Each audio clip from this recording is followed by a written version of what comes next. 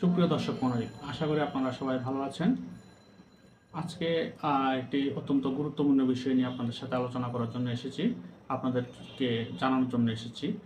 সেই বিষয়টি হচ্ছে যে স্বামী মারা যাওয়ার পর স্বামীর সম্পত্তিতে একজন স্ত্রী কি কি ধরনের অধিকার প্রাপ্ত হন, অথবা উত্তরাধিকারী হিসেবে তার কি কি অধিকার স্বামীর সম্পত্তিতে থাকে, সেই বিষয়টি নিয়ে আলোচনা করব। আশা করি সবাই ভিডিওটি লাইক করবেন এবং শেয়ার করে অন্যদেরকেও জানানোর চেষ্টা করবেন।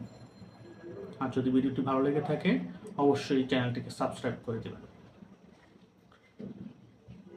আমাদের দেশে